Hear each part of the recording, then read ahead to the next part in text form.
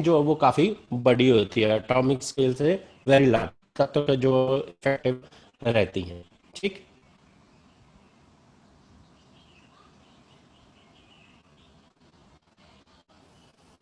अब एक और चीज़ जो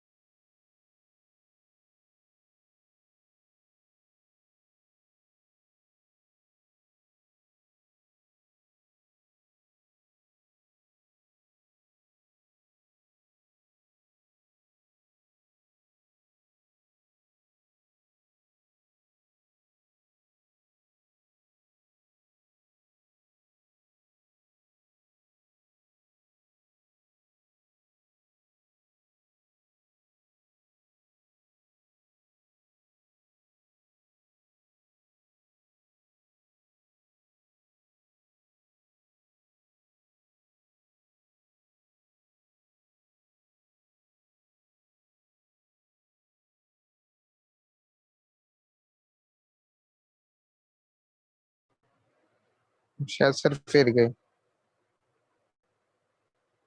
सर का या तो लाइट चली गई होगी या फिर नेट का प्रॉब्लम सर आगे। आगे। हाँ।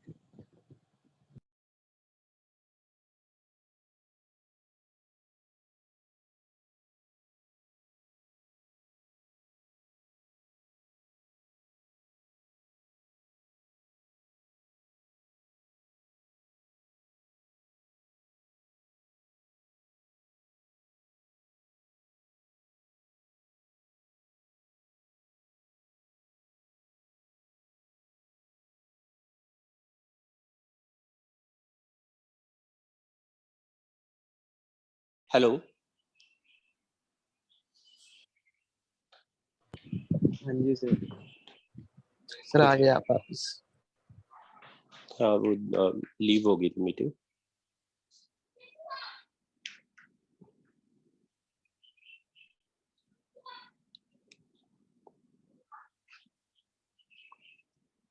वेट कर।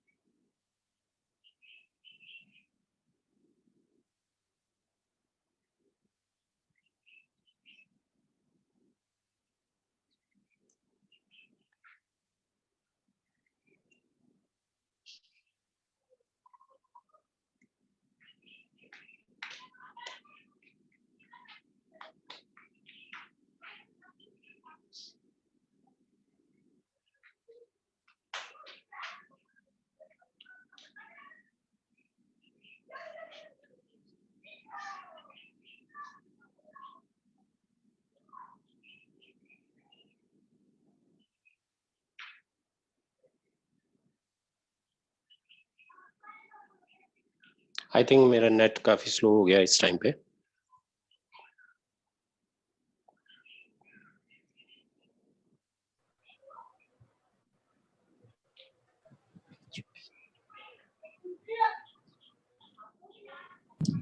वैसे भी सर थोड़ी देर की रह गई थी अभी तो क्लास। हाँ बस।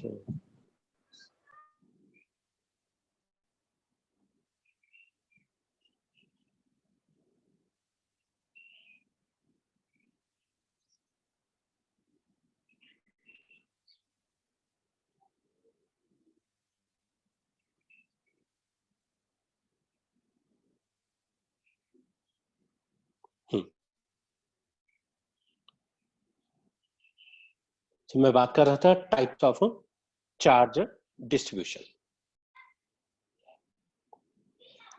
एक चार्ज डिस्ट्रीब्यूशन कहलाता है लीनियर चार्ज डिस्ट्रीब्यूशन, यानी चार्ज को जब हम किसी वायर या लीनियर बॉडी पे जो है वो डिस्ट्रीब्यूट कर देंगे उसे बोला जाएगा लीनियर चार्ज डिस्ट्रीब्यूशन, और उसकी डेंसिटी जो है वो लैम्डा से डिनोट करी जाएगी and it is equal to charge per unit length.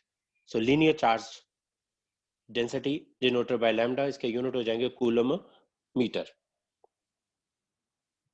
दूसरी थी सरफेस चार्ज डेंसिटी, इसे हम सिग्मा से डिनोट करते हैं चार्ज पर यूनिट एरिया। यानी जब चार्ज को, जब लार्ज स्केल में चार्ज डिस्ट्रीब्यूट कर रखा होगा मान लो किसी शीट के ऊपर या शेल के ऊपर, स्फेरिकल भी हो सकती है और शेल होनी चाहिए मतलब यानी हॉलो होगी, तो surface charge density sigma Q upon A, उसके यूनिट हो जाएंगे कूलम पर मीटर स्क्वायर। ऐसे तीसरा जो है वो उसे वॉल्यूम चार्ज डेंसिटी, रो से charge per unit volume coulomb per metre cube हो जाएंगे इसके यूनिट। ये हो जाएगी सॉलिड स्फीयर पे, ये जो है वो बना रखा है तो सॉलिड स्फीयर, तो उसके लिए वॉल्यूम चार्ज डेंसिटी। मैं किसी एक एग्जांपल के साथ तुम्हें समझाता हूँ कि क्या मतलब होता है लीनियर चार्ज डिस्ट्रीब्यूशन का या लीनियर चार्ज डेंसिटी का। देखो, अगर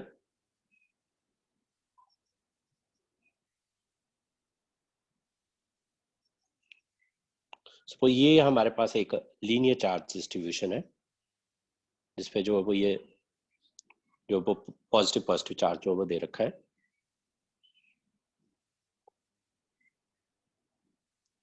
plus plus plus plus charge है। अब यहाँ पे हमने कोई एक चार्ज रख दिया, लेट्स से क्यू नॉट। अब हमें बोला जाए कि इस क्यू नॉट पे ये जो पूरा लाइन चार्ज डिस्ट्रीब्यूशन है, ये इसके ऊपर जो वो कितनी फोर्स जो वो लगा रहा होगा, तो उसे कैलकुलेट करने के लिए हमने फोर्स कैलकुलेट करनी होती, तो हमारे पास लॉ था Coulomb's law, that is Q1 Q2 upon R square. पर Q1 Q2 एक तो चार्ज दिख रहा है, पर दूसरा जो है वो क्या है, अब पॉइंट चार्ज के बजाय क्या है यहाँ पे लाइन चार्ज का डिस्ट्रीब्यूशन है, यानी एक यूनिफॉर्म चार्ज का डिस्ट्रीब्यूशन है। तो उसे आसान करने के लिए हमने लीनियर चार्ज डेंसिटी जो है वो टर्म यूज करी कि लैम्डा जो वो क्या है, मान लो टोटल चार्ज है Q, तो पर यूनिट लेंथ के हिसाब से जो है वो हम चार्ज को मान लेंगे। तो what we do, we take a very small part of this line charge distribution, let's say इसकी लेंथ जो है वो dl ले ली, तो इस पे चार्ज कितना आया होगा, ओबीसी dq, और ये यहाँ पे फोर्स जो वो लग रही है, क्योंकि हमेशा along the line joining the charges लगती है, और ये डिस्टेंस जो है लेट्स से r है। तो मैं फोर्स लिखनी होती तो वो कितनी होती, ओबीसी अब जो है वो चार्ज स्मॉल ले रखा है, तो फोर्स भी क्या होगी small, which is denoted by df। सो df is equal to k dq into Q naught divided by distance, ये कितना हो गया आर स्क्वायर। तो ये सिर्फ फोर्स किसकी वजह से आई, ओनली ये जो मैंने स्मॉल पार्ट लिया एलिमेंट्री पोर्शन।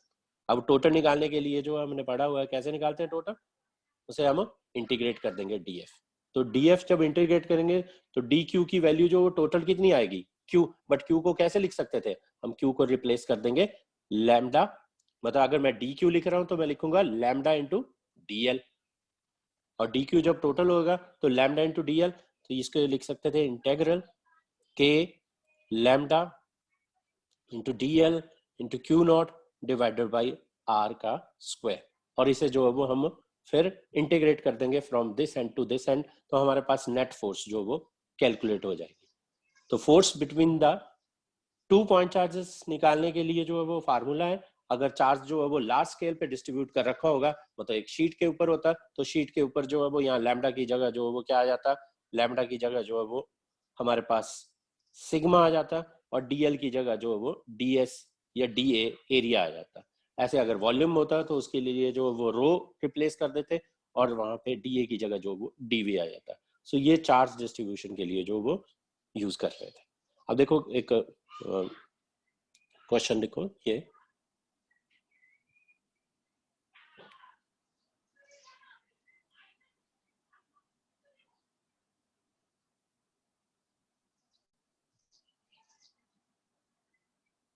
ओके एक चार्ज है हमारे पास ये Q1, और एक अनदर चार्ज है ये Q2।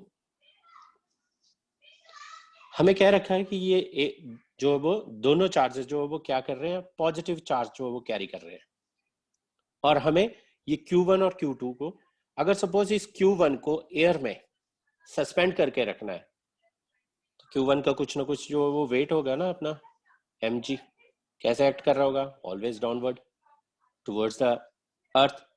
अब इसे चार्ज को नीचे नहीं आने देना है, तो क्या करना पड़ेगा, ये जो Q2 है वो इसके ऊपर फोर्स लगाएगा रिपल्शन वाली, किस तरफ, अगेंस्ट द ग्रेविटी। कितनी फोर्स, लेट्स से ये F। हमें डिस्टेंस दे रखा है इनके बीच में, लेट्स से ये 5 सेंटीमीटर, ठीक। और Q1 और Q2 की जो वैल्यू है, मास दे रखा है 8 ग्राम, चार्ज की वैल्यू है 5 इंटू 10⁻8 -8 कूलम।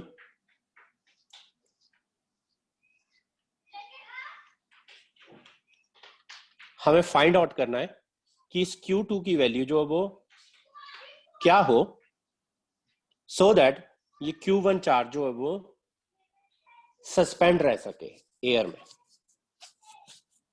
क्वेश्चन क्लियर है?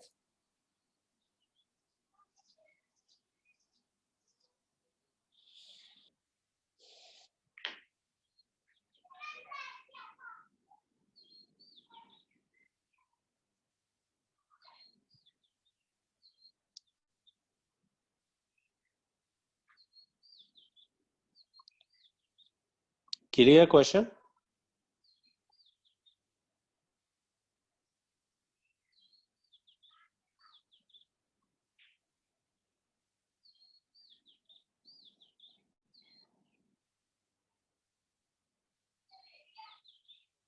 ओके, तो ये फोर्स कैलकुलेट करने के लिए जो है वो क्या करेंगे, जो वेट के कारण फोर्स लग रही है F इज इक्वल टू, वो कितनी होगी m इंटू जी। मास भी गिवन है, जी की वैल्यू पुट करेंगे। ये फोर्स mg जो है वो किसके इक्वल होनी चाहिए, ये जो Q2 इसको रिपेल करेगा उस फोर्स के लिए वैल्यू क्या होगी, 1/4 pi epsilon naught Q1 Q2 divided by distance. तो ये डिस्टेंस क्या, r ले लिया। अब वैल्यू जो वो इनकी पुट कर देते हैं।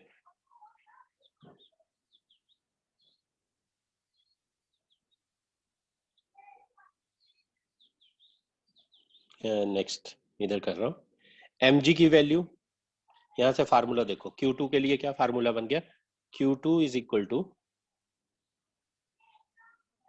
mg r square upon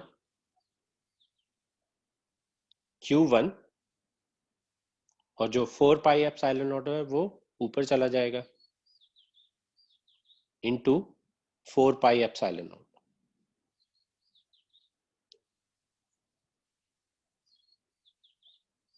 m की वैल्यू हमें पता है, g हमें पता है, r हमें पता है, Q1 पता है, 4 पाई एप्सिलॉन नॉट की वैल्यू जो है वो हमें पता है। इन सब की वैल्यू पुट करेंगे तो Q2 जो है वो हम कैलकुलेट कर सकते हैं।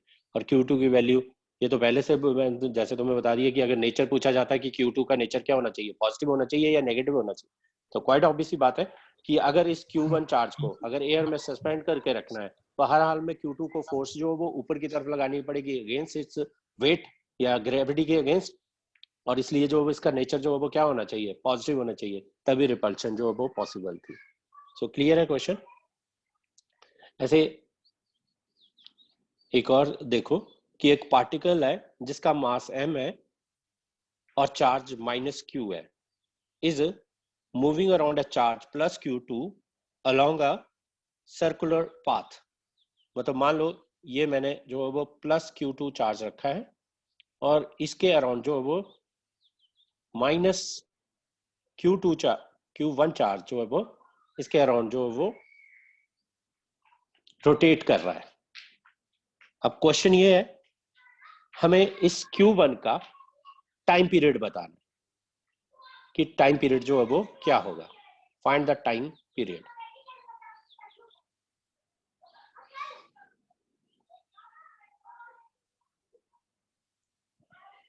तुम इसे लेट कर सकते हो कि इस सर्कुलर पाथ पे चल रहा है, उसका रेडियस जो है वो r। Yes everyone, solve it और आंसर बताओ चैट बॉक्स में।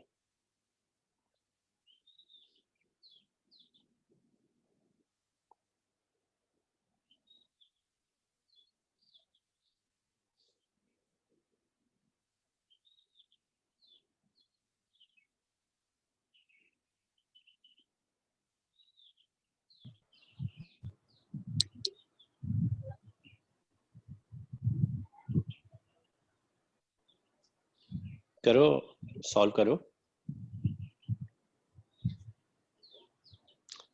क्वेश्चन क्लियर हो गया कि मैं फिर से दोबारा बोलूं? Yes sir. क्लियर है क्वेश्चन कि दोबारा सेंट्रीपिटल से बोलूं? फोर्स होगी इलेक्ट्रोस्टैटिक फोर्स की। करेक्ट। तो एक बेसिक चीज जो है वो हमें याद रखनी चाहिए कि जब भी कोई बॉडी जो है वो सर्कुलर पाथ पे चल रही होगी तो हमें सेंट्रीपिटल फोर्स का जो वो कंसेप्ट लगाना है।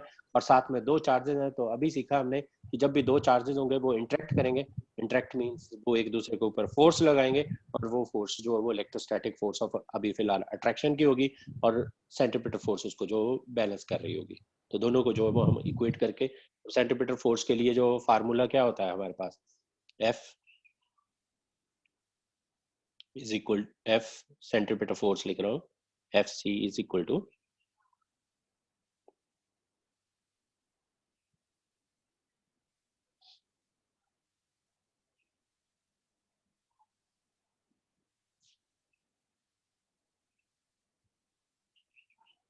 F C is equal to M V square upon R, क्योंकि यहाँ टाइम पीरियड की बात कर रहा है तो मैं ये वाला फार्मूला यूज कर सकता हूँ एम आर ओमेगा स्क्वायर, और जैसे कि हम जानते हैं ओमेगा की वैल्यू जो है वो 2 पाई बाई टी होती है, तो देयरफॉर एफ सी की वैल्यू जो है हम लिख सकते थे एम आर ओमेगा की जगह जो है वो 4 pi square upon T square. एक तो फोर्स ये आ गई और दूसरी कौन सी फोर्स लग रही थी, इलेक्ट्रोस्टैटिक अट्रैक्शन की, कूलम लॉ की, एफ ई से डिनोट कर रहा हूँ, and which is equal to 1/4 pi epsilon naught Q1 Q2 upon distance, ये जो रेडियस है आर स्क्वायर। अब इन दोनों को इक्वेट कर दो तो तुम्हारे पास टाइम पीरियड के लिए जो फार्मूला आ जाएगा। तो क्या फार्मूला आ गया टाइम पीरियड के लिए? यस, जिसने निकाल दिया बताओ।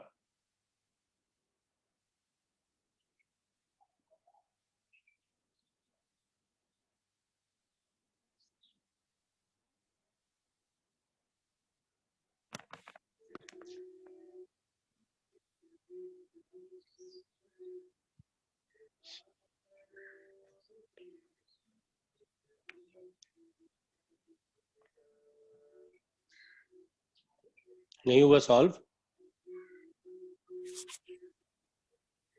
So 2 pi r under mr divided by k by q. Yes, क्या आ गया? Time period at 2 pi r under mr divided by k q1. आवाज क्लियर नहीं हुई।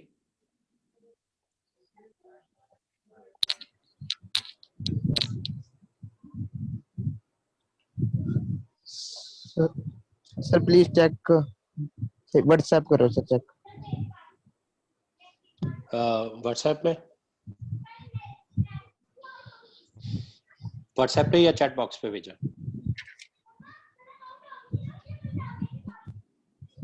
ठीक है, मैं लिख देता हूँ। ये हैप्पी तुमने भेजा ना? Yes sir. ओके, सो टाइम पीरियड के लिए फार्मूला बना T इज इक्वल टू, अगर 4 पाई की वैल्यू जो वो यूज करते हैं 16 पाई स्क्वायर, एक 4 पाई इधर था, 4 एक पाई और है तो क्यूब हो गया, 16 pi cube epsilon naught M R cube divided by Q1 Q2 and under root. ठीक है ना क्लियर है? मैं क्लियर कर रहा हूँ ये बोर्ड को। नेक्स्ट देखो, लास्ट क्वेश्चन। लास्ट बचा है बस 5 मिनट। अगर हमारे पास सपोज तुम्हारे पास एक स्फीयर ये A है, ये मैं कंडक्शन से रिलेट कर रहा हूँ, तुम्हें जो है वो फोर्स कैलकुलेट करके बतानी है, बट जस्ट अगर तुम्हें चार्ज का डिस्ट्रीब्यूशन पता चल जाएगा तो उसके मतलब रीडिस्ट्रीब्यूशन ऑफ चार्ज होगा कंडक्शन की वजह से, तो तुम फोर्स जो वो कैलकुलेट कर। Suppose we have a sphere A and a sphere B, identical size है, यानी कि सेम साइज, जो कि मैंने तुम्हें कंडीशन बताई थी कि सेम साइज हो तो बहुत आसानी से जो है वो हम रीडिस्ट्रीब्यूशन ऑफ चार्ज कर सकते हैं। अब क्या किया, एक तीसरा जो है वो थर्ड स्फीयर लेके आए C, वो भी सेम साइज का है बट ये अनचार्ज्ड है। ठीक है, जो स्फीयर ही है इसके ऊपर चार्ज कितना, Q इज इक्वल टू 0, और A पे चार्ज Q है, B पे भी चार्ज Q है। सबसे पहले A को जो है वो C के साथ टच किया, उसके बाद B को फर्स्ट स्टेप जो है वो स्टेप 1,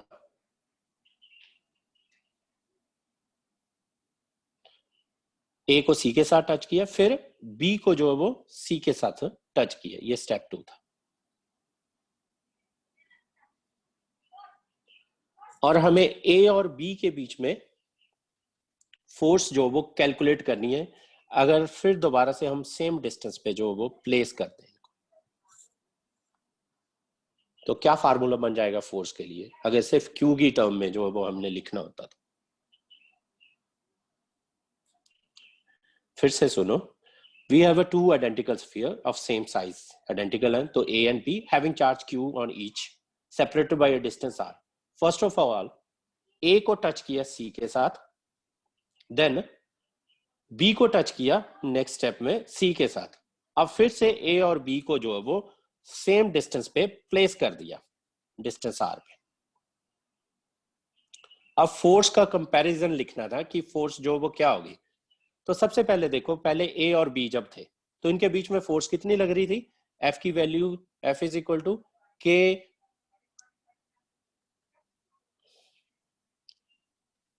एफ की वैल्यू हो जाएगी के या 1/4 पाई एप्सिलॉन नॉट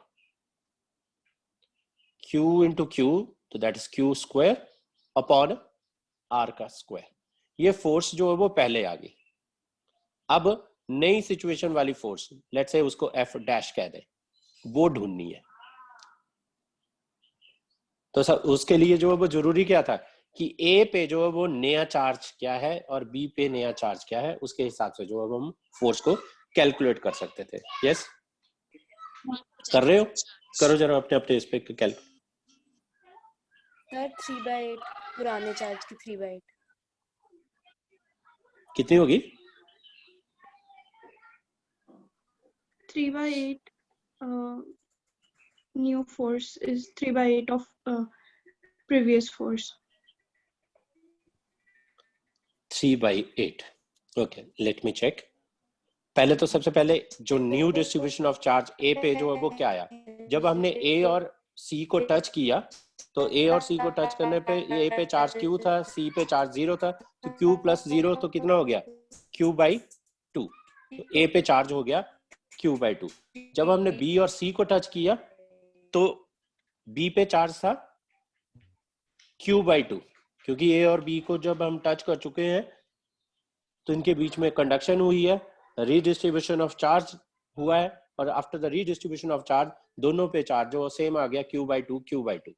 अब जब बी को जब सी के साथ टच किया, अब सी भी जो है वो सी पे चार्ज कितना हो चुका था, Q/2, क्योंकि ए और जब हमने ए और सी को जो है वो टच किया, सॉरी, हमने सबसे पहले ए और सी को टच किया है, तो बी पे तो अभी भी चार्ज कितना है, Q ही है, पर सी पे चार्ज कितना आ चुका है अब, Q/2।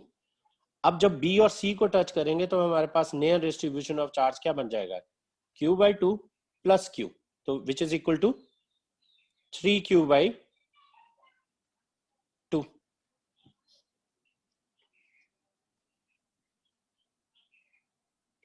यही हुआ कि नहीं, Q/2 प्लस Q, तो yes 3Q/2।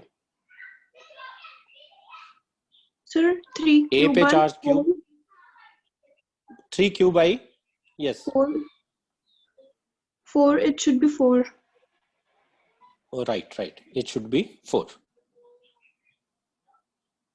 so it's 3Q/4। ए को सी के, ए और बी को सबसे पहले हमने ए और सी की बात करी, तो ए और सी पे आ गया Q/2, फिर Q और Q/2 जब आपस में टच करेंगे तो डिवाइडेड बाय, ठीक, हाँ 3Q/4, दोनों में Q/2 प्लस Q जो है वो ऐड करके जो है वो डिवाइडेड बाय 2, तो 3Q/4। तो यानी कि सी पे चार्ज जो है वो अब कितना हो गया है, 3Q/4, और बी पे भी कितना हो गया, 3Q/4। अब सिंपली क्या करना था, फिर से फोर्स के लिए जो है वो फार्मूला लिखना है, तो क्या बन जाना था इसके लिए formula, F is equal to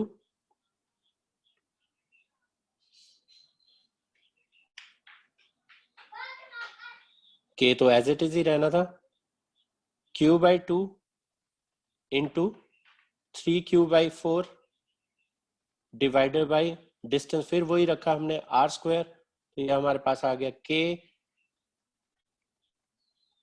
यानी 3/8 लिख सकते हैं इसको, और q का स्क्वायर अपॉन r²। ये हमारे पास नई फोर्स आ गई। तो पहले वाली फोर्स से जो वो कितना आ गई, 3/8 इंटू एफ। क्लियर?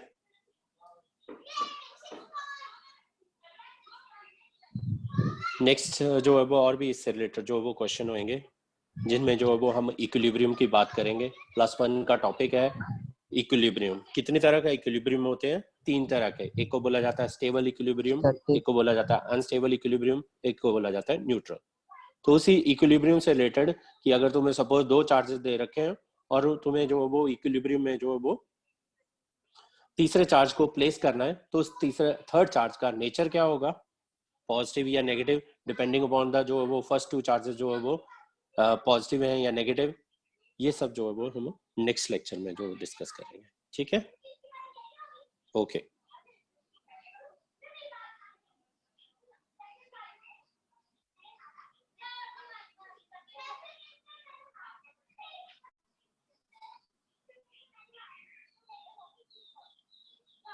चलो ओके फिर everyone, Thank you, sir. Okay.